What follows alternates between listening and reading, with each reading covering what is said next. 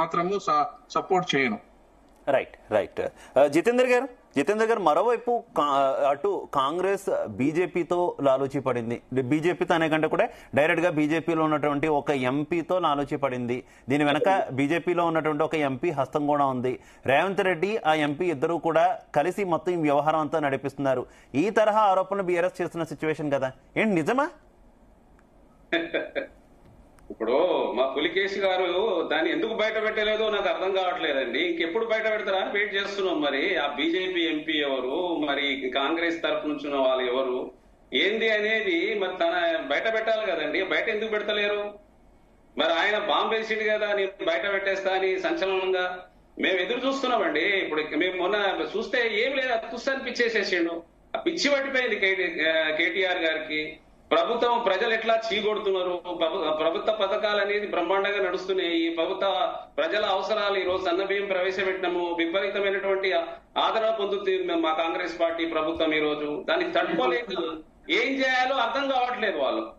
దానికి అనుగుణంగా వాళ్ళు పొద్దున్న లేస్తే ఏదో ఒకటి చేయాలి, ఏదో ఒకటి చెప్పాలి, సంచలనం కావాలి మీడియా ముందు అని తప్ప వాళ్ళు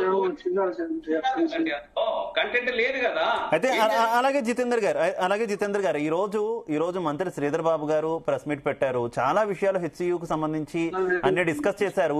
కొన్ని వీడియోలు, కొన్ని ఫోటోలను కూడా ఆయన చూపిస్తూ ఫేక్ ఇవన్నీ కూడాను ఏఐ జనరేటెడ్, లేదంటే గతంలో వేరే వేరే ప్రాంతాల్లో వేరే వేరే ఘటనలో జరిగిన వాటన్నింటినీ కూడా ప్రచారం చేశారంటూ కూడా ఆయన ఆగ్రహం వ్యక్తం చేసినటువంటి పరిస్థితి. ఇందాక మీరు చూశారు, హెచ్సియు ఏబీవీపీ విభాగానికి చెందినటువంటి విద్యార్థి మాట్లాడింది మీరు కూడా విన్నారు.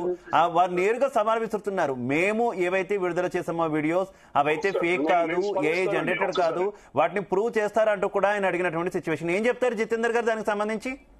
ఈ రోజు మరి ఆ వీడియోస్ ఫేక్ ఒరిజినల్ అనేది ఈ రోజు పోలీస్ కేసులు కూడా పెట్టడం జరిగింది.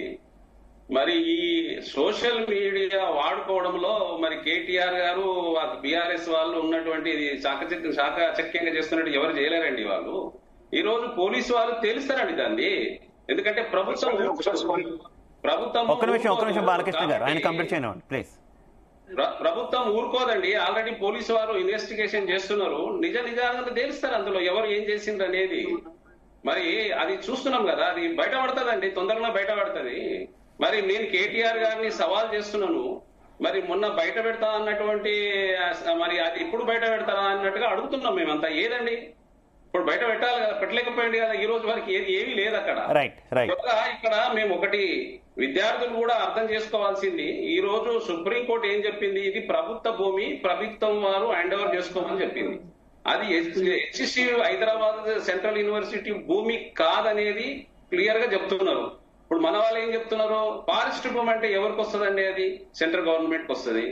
సెంట్రల్ కు స్టేట్ కు సంబంధించింది అయితే స్టేట్ కి ఎందుకు సంబంధించింది అయితే స్టేట్ తీసుకుంటారు. సుప్రీంకోర్టు ప్రభుత్వము మరి ఇది ఈ కేసు అనేది విన్ అయింది కాబట్టి మరి కంప్లీట్ గా ఫారెస్ట్ భూమి అని కూడా అనట్లేదు కదా, డీమ్డ్ ఫారెస్ట్ అంటున్నారు. కంప్లీట్ గా ఫారెస్ట్ అని కూడా అనట్లేదు, ఫారెస్ట్ స్వరూపంలో ఉన్నది అని మాత్రమే చెప్తున్నారు. అటవీ శాఖ చెప్పట్లేదు. Right, okay.